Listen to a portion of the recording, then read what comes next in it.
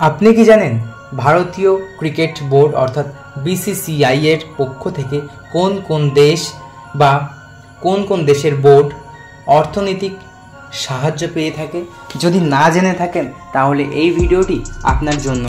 তার আগে বলে রাখি, আপনি যদি চ্যানেলে নতুন হয়ে থাকেন তাহলে অবশ্যই চ্যানেলটি সাবস্ক্রাইব করবেন এবং আমাদের ফেসবুক পেজ ওয়াতান রিপোর্ট অবশ্যই ফলো করে দিয়ে যাবেন।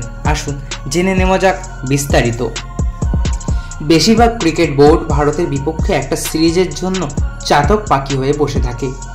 সাউথ আফ্রিকা ক্রিকেট বোর্ডের 2023 সালের লোকসান ছিল 119 মিলিয়ন র্যান্ড।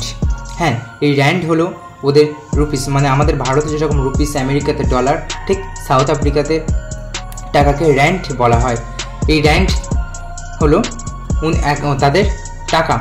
আর একটা ভারত সাউথ আফ্রিকা টি-20 ম্যাচ থেকে প্রোটিয়া বোর্ডের রেভিনিউ হয় প্রায় 150 মিলিয়ন র্যান্ড।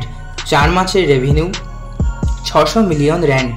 ক্ষতি কাটিয়েও লাভ হবে 481 মিলিয়ন র্যান্ড।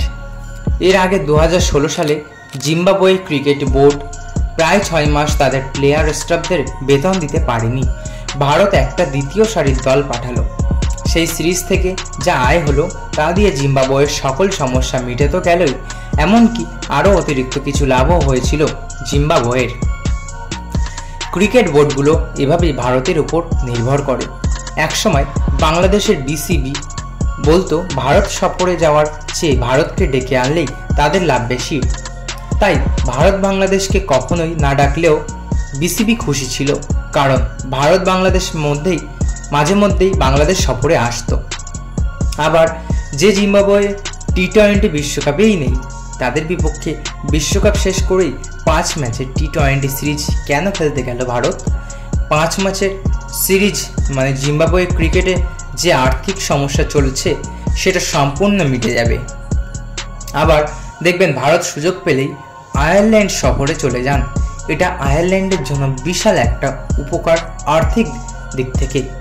আবার আফগানিস্তানকে ইউএই এর চেয়ে কম খরচে দুইটি স্টেডিয়াম দিয়েছে ভারত, আফগানিস্তান যাতে তাদের হোম সিরিজ আয়োজন করতে পারে।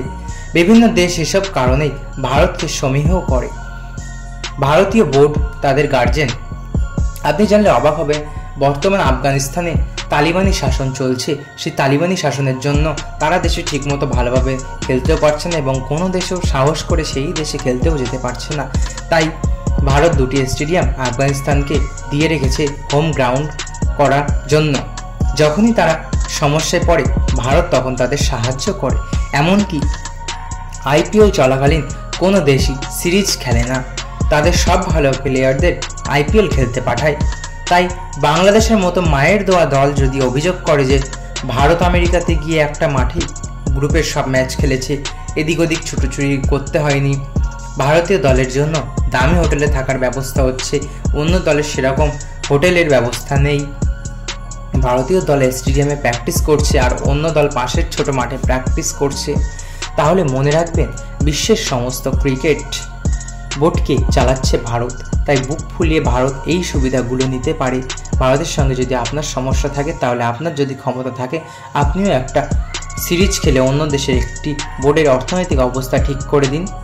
আপনি জানলে অবাক হবেন, জিম্বাবুয়ে সফরের পরে ভারত শ্রীলঙ্কা সফরে যাবে, যেখানে 3টি টি-20 ম্যাচ এবং 3টি ওডিআই সিরিজ খেলবে।